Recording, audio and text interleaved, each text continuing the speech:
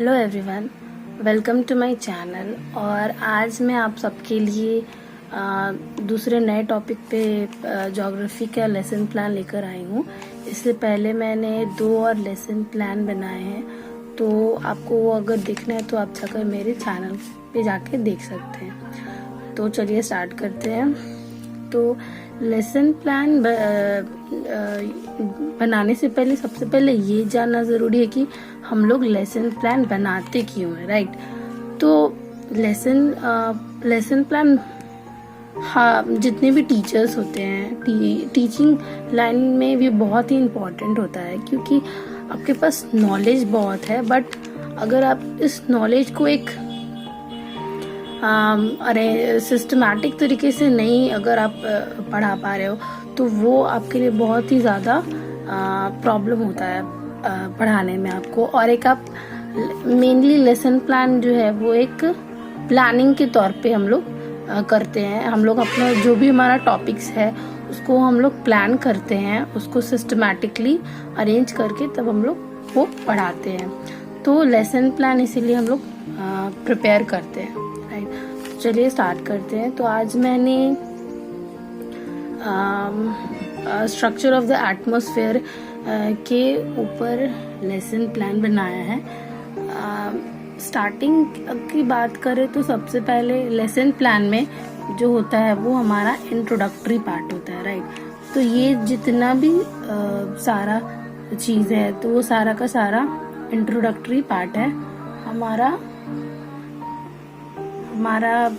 Lesson plan का ये introductory part है। इसमें हम टीचर्स का और जो भी हम सब्जेक्ट पढ़ा रहे हैं या फिर टॉपिक है वो सारे के बारे में मेंशन रहता है। सबसे पहले सोशल स्टडीज़, जो भी सब्जेक्ट आप पढ़ा रहे हैं, फिर सब्जेक्ट है, आपका टॉपिक्स है, नेम, स्कूल और पीरियड और क्लास और टाइम जनरली 35 मिनट्स हम लोग लेते हैं, क्योंकि कोई भी क्लास का टाइमिंग मैक्सिमम 35 ही होता है।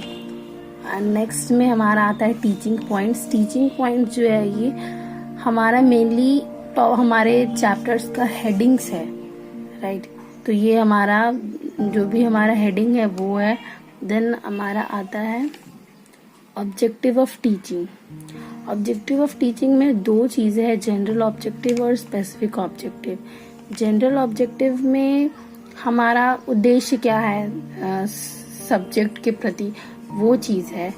इसमें स्टूडेंट्स का इंटरेस्ट से लेकर इमेजिनेशन पावर डेवलप करना, या फिर वो उनका reasoning power, reasoning abilities develop करना, ये सब।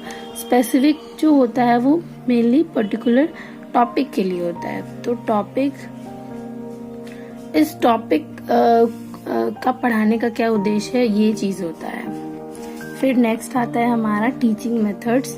इसमें आप बेसिकली बहुत सारे टीचिंग मेथड्स होते हैं, बट आप इस पर्टिकुलर लेसन प्लान, ये जो टॉपिक है पर्टिकुलर, तो इसमें आप कौन से मेथड यूज़ किए हैं वो चीज़ मेंशन करना रहता है।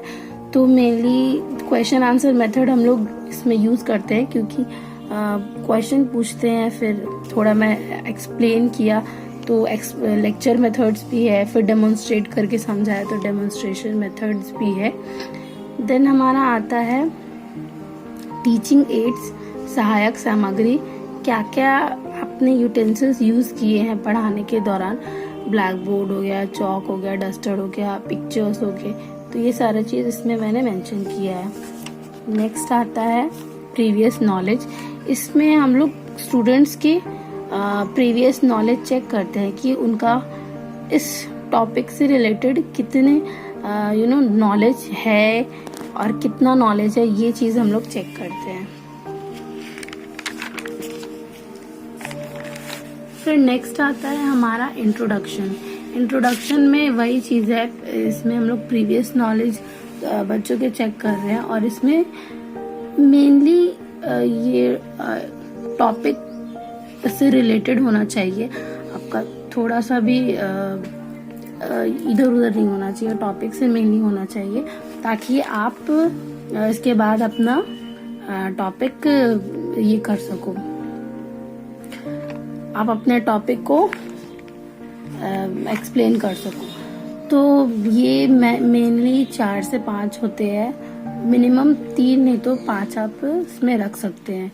तो ये मैंने इंट्रोडक्टरी पार्ट बनाया है मेरे टॉपिक से रिलेटेड।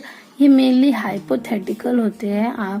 हम लोग इसमें संभावना प्रकट करते हैं कि मैंने ऐसे क्वेश्चन पूछे तो बच्चों ने ऐसे दिए, तो ये हमारा इमेजिनेशन के ऊपर रहता है मेनली।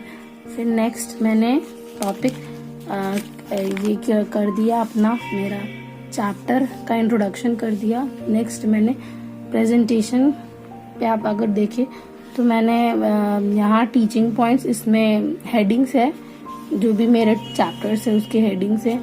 प्यूपल टीचर एक्टिविटी, इसमें मैंने मेरा जो प्रेजेंटेशन है वो मेनली चीज़ है टॉपिक कि हाँ मैंने पूरा चीज़ ये इसमें एक्सप्लेन किया कि एटमॉस्फेयर के लेयर्स कितने होते हैं या फिर और कौन कौन से होते हैं, ये सारी चीज़। नेक्स्ट स्टूडेंट्स की एक्टिविटी, ऑब्वियसली अगर मैं कुछ पढ़ा रही हूँ तो बच्चे वो सुनेंगे और उसे अपने कॉपी में नोट डाउन करेंगे, तो वो चीज़ मैंने मेंशन की है। फिर ब्लैक बोर्ड वर्क, क्या क्या ब्लैक बोर्ड वर्क कर रहे हो तो वो चीज़ है यहाँ आप मेंशन कर सकते हो। नेक्स्ट है ट्रोपोस्फेयर, उसके लेयर जो है वो मेनली एटमॉस्फेयर के जो लेयर्स हैं उसके बारे में मैंने एक एक करके डील की है। उसके बाद मैंने ये चार्ट बनाया है मेनली, अगर आप चाहें तो इसे स्किप कर सकते हैं, ये उतना कंपलसरी नहीं है, बट ये जो चार्ट्स होते हैं या फिर जो भी आप डेमोन्स्ट्रेट करते हो तो बच्चे को जल्दी समझ आता है, तो ये चीज़ आप स्किप कर सकते हैं और ये उतना इम्पोर्टेंट नहीं होता है, बट मैंने फिर भी ये बना दिया है डेमोन्स्ट्रेट करके समझाने के लिए। तो ये चार्ट है। नेक्स्ट एक एक करके मैंने डिस्कस की है, समझाया है। स्ट्रेटोस्फेयर के बारे में, फिर मेसोस्फेयर उसका हाइट कितना है और उसमें क्या क्या और एलिमेंट्स होते हैं, ये सारे चीज़ मैंने एक्सप्लेन की है। ब्लैक बोर्ड वर्क है। देन थर्मोस्फेयर कितने हाइट पर होता है, फिर उसमें क्या क्या होते हैं चीज़ें, तो ये सारा चीज़ पता है।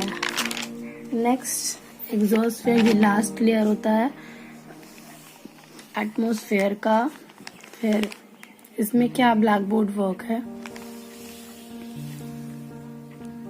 देन आता है हमारा ये इसमें मेनली हम लोग क्या करते हैं कि इसमें हम लोग जो भी हमने चैप्टर्स पढ़ाए हैं तो उसमें बच्चे क्या सीख पाए हैं, तो वो मेनली रिकॉल करवाते हैं हम लोग बच्चे को कि आखिर इतने चैप्टर्स, इतने टॉपिक डिस्कस करने के बाद उन्होंने क्या सीखा। तो हम लोग एक रैंडम 2-3 क्वेश्चन पूछते हैं, उसमें बच्चे आंसर करते हैं या नहीं करते हैं। उसके बाद जो भी क्वेरीज होती है तो वो हम लोग फिर से सॉल्व कर सकते हैं अगर बच्चे को प्रॉब्लम हो तो ये स्टूडेंट रिकॉल क्वेश्चन है और ये होम असाइनमेंट।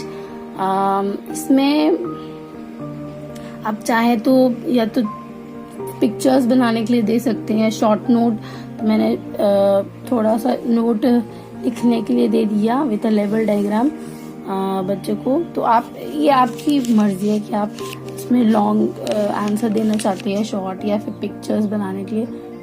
तो हमारा यहाँ लेसन प्लान खत्म होता है। Thank you.